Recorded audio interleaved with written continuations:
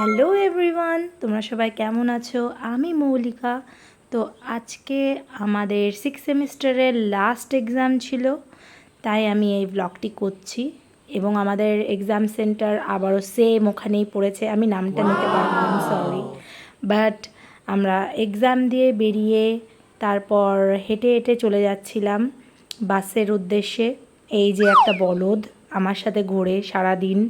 আমি প্রথম থেকে সব কিছু দেখাতে পারিনি, কারণ আমার তো মাথায় ছিল না যে আমি ব্লগ করব। পরে মনে হলো যে এটাও একটা স্মৃতি হয়ে থেকে যাবে, তো এটাও একটু ব্লগ করে নিই। আসলে আমার ব্লগ করার উদ্দেশ্য ফেমাস হওয়া নয়, বরঞ্চ আমি আমার কলেজ লাইফ শেষ করে দিচ্ছি এবং আমার স্টুডেন্ট লাইফ শেষ হচ্ছে বলে আমি এই ব্লগগুলো করে রাখছি, যাতে আমি পরবর্তীকালে জিনিসগুলো দেখি আর আমার যাতে ভালো লাগে। এখানে যে বাড়িটা তোমরা দেখছো, বাড়িটা আমার পার্সোনালি খুবই ভালো লাগে, কারণ এই বাড়িতে এত সুন্দরভাবে ফুলের গাছগুলো বেয়ে নিচে নেমে এসছে, এত সুন্দর লাগছে কি বলবো। এখান থেকে আমরা আবার চলে গেলাম অটোতে করে বাড়ি, এবং রাস্তায় দেখে ফেললাম মারাত্মক একটা গাড়ি।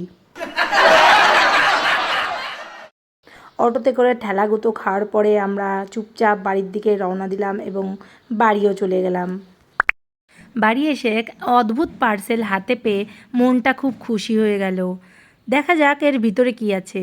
অবশ্য আমি ন্যাকামি করে বলছি, কারণ আমি জানি এর ভিতরে কি আছে। এর ভিতরে আছে রোজমেরি। চুল ভালো রাখতে ব্যবহার করুন রোজমেরি ওয়াটার। চুল রাখবে আগের মতো সতেজ এবং সুন্দর। টাটা।